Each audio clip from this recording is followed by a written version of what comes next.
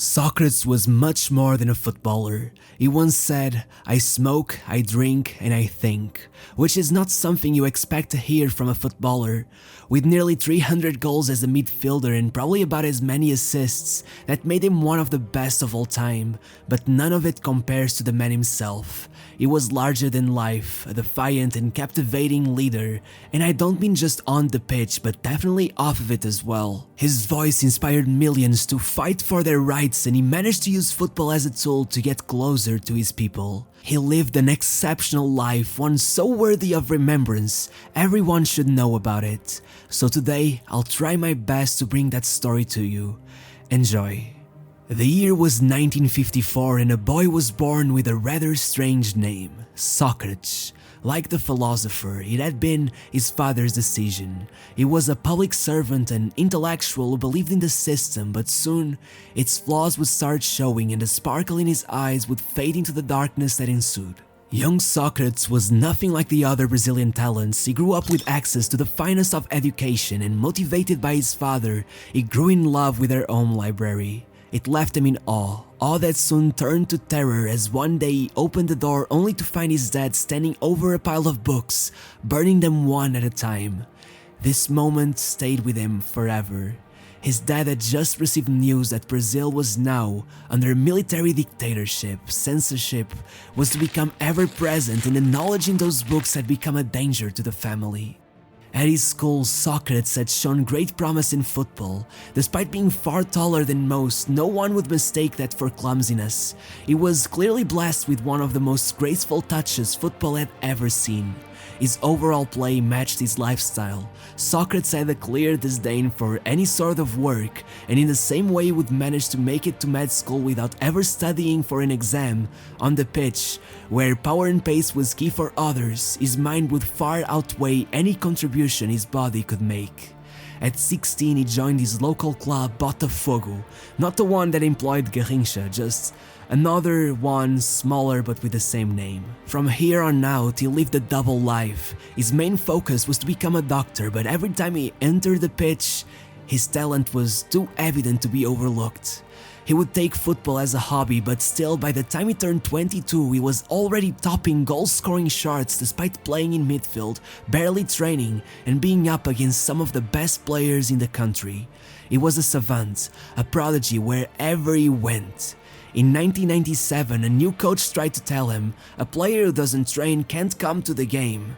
But after watching him play, no matter if Socrates came to the locker room smelling of booze and cigarettes, there was no doubt in anyone's mind that he had to be allowed to play regardless. And after one outstanding performance after the other, everyone was looking for his signing. He still insisted that he'd rather focus on becoming a doctor, but Corinthians nearly bribed him with an absurd contract and he ended up taking on the beautiful game instead. On his first season there, he would face some criticism as the fans expected the Brazilian midfielder to be more physical. But in the end, the fans would be more than pleased to embrace his playstyle, especially given how decisive he could be, going forward and often saving the team whenever they faced a deadlock. So much so that he would score in the final of the Paulista Regional Championship to take home his first trophy and earn his first call-up to the national team. After an exceptional display with 2 goals in a friendly against Uruguay, it was decided that Socrates was now a fundamental piece for Brazil's assault at the Copa America, joining one of the most talented squads of all time with players like the legendary Zico and Falcao. And indeed they almost made it, with Socrates scoring twice against Argentina to secure their place in the knockout stage and then scoring against Paraguay to no avail as Brazil would lose out on minimal margin. The following season, Socrates took it all a step further, but something really special took over the spotlight. The Uruguayan Federation had organized a tournament so that all World Cup winning nations would face each other in a showdown to decide who among them was the very best.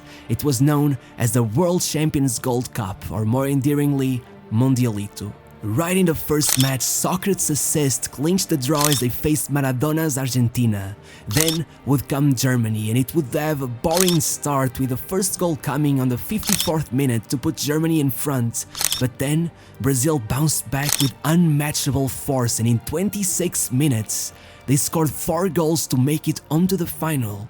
where of course they would have to defeat the home nation, Uruguay, who they would fail to beat as perhaps the strongest team of all time was sent home without a trophy once again. When Socrates came back, he found his club quickly plummeting towards relegation in what was a meltdown of epic proportions that eventually culminated in the president leaving his spot up for the taking.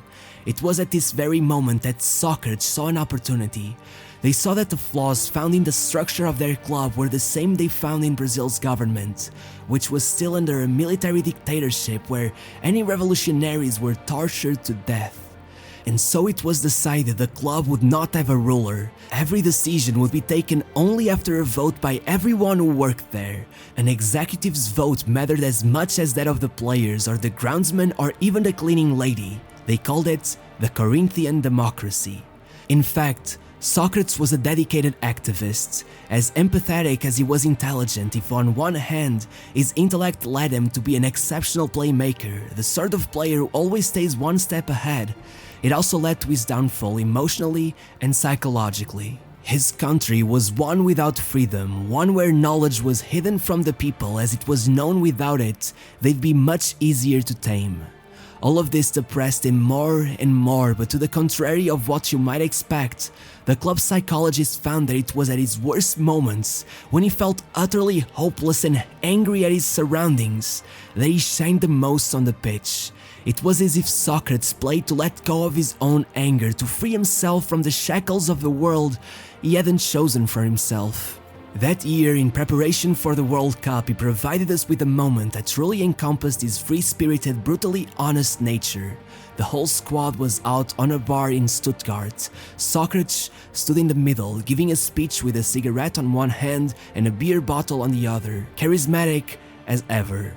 A reporter walks in, asks for an interview, and he complies. As the camera begins filming, the reporter drags the empty beer bottles off the shot, not to tarnish his image. Socrates puts them back in place and calmly and assertively tells him, "I drink when I want to drink. I already have a father and I won't be needing another one."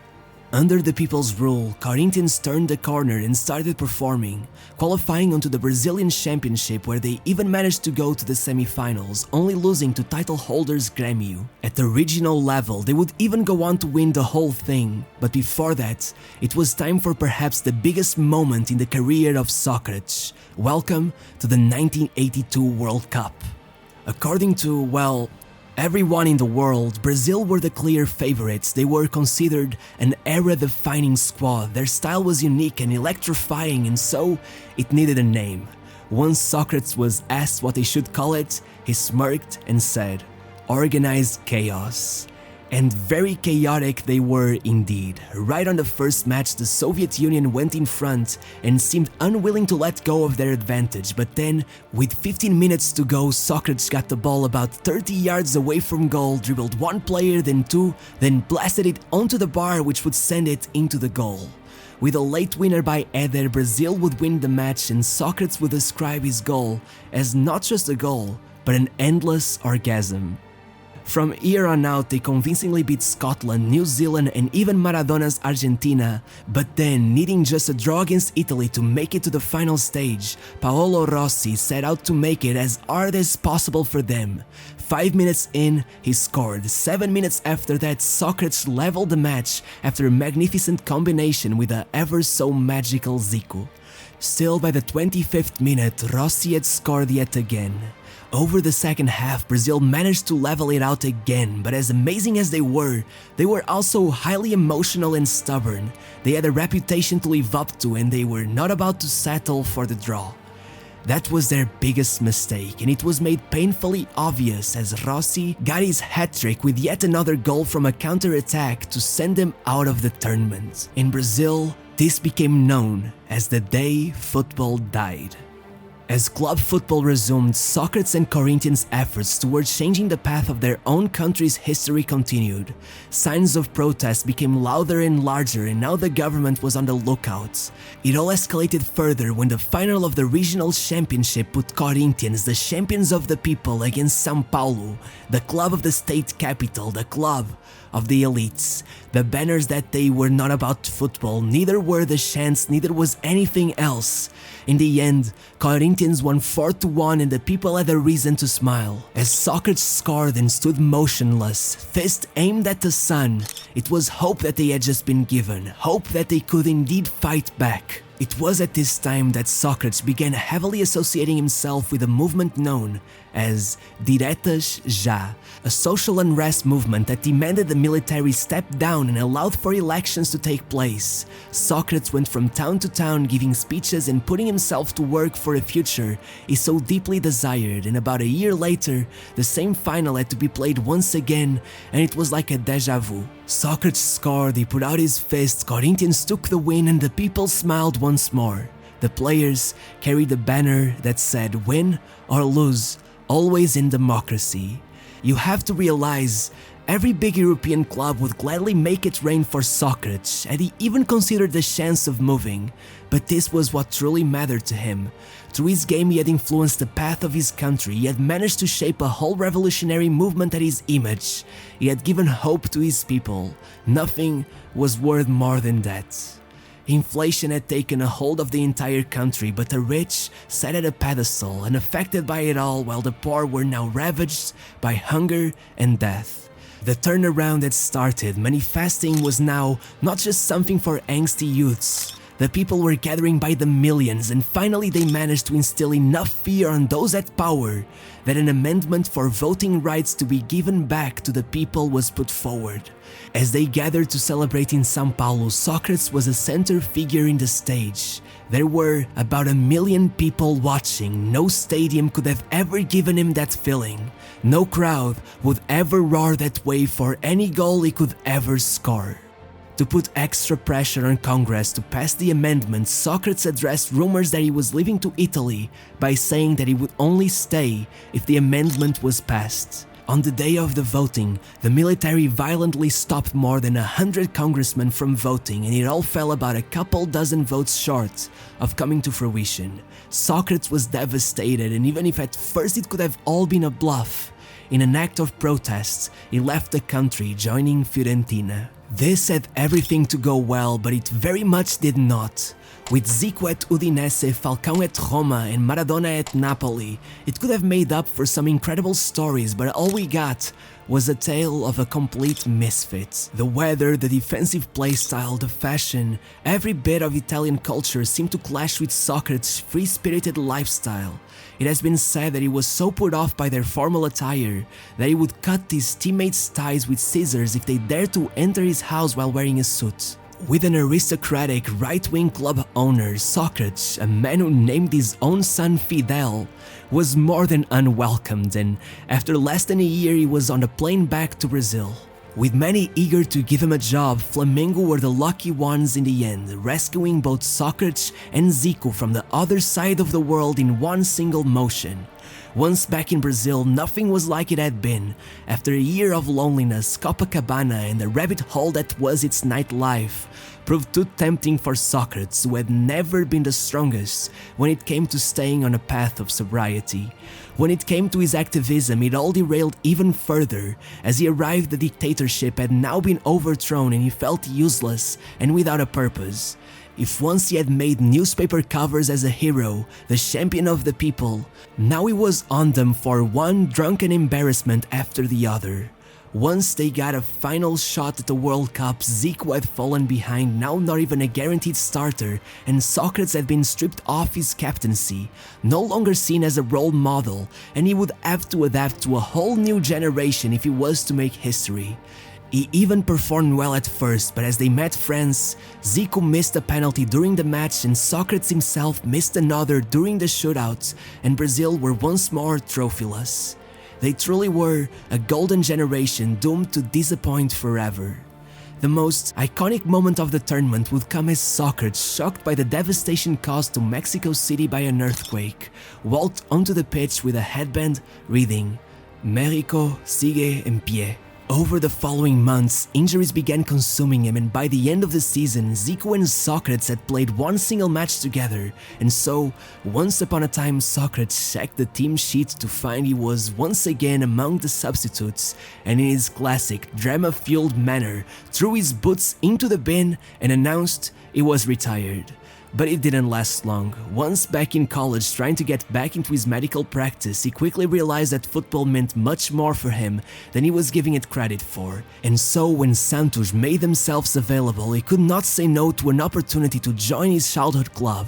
He played there for about a year and a half before joining his first team Botafogo for a few months and calling it quits once again, but still not for good. His retirement would be one of intense drama. He never seemed satisfied off the pitch and quickly traded his wife for a 20-year-old tennis player, in the second of 4 marriages he'd go on to have. His professional career followed the same pattern. One day he coached, one day he was a doctor, the other an actor, and whenever he got bored he found himself on a bar stool drinking himself to death. By the time he turned 50 years old, somehow he still managed to make a comeback. Simon Clifford was creating an entire academy structure that aimed at creating a link between Brazilian and English football, and when he became the coach of Garforth Town, in the 8th year of British football, he looked to bring some retired legends on board. He tried signing Zico, Jairzinho, and in the end, the ever so keen to help Socrates said why not, and fulfilled his wish. Went on a tour of all the academies he had set up and made his comeback to football, though he would only put on the Garforth Town shirt once. Socrates lived a full but short life. In 1983 he said, "I want to die on a Sunday, on the day Corinthians become champions." In 2011, cirrhosis finally took his life after years of constant problems with alcohol. And that day, Corinthians played Palmeiras and the goalless draw confirmed that in the end, Corinthians were champions on the day of his death, a Sunday just like he had wished for. So yeah, that was Socrates' career in a video. I hope you enjoyed. He was an amazing person, really interesting. That's it, I'll see you next week. Bye.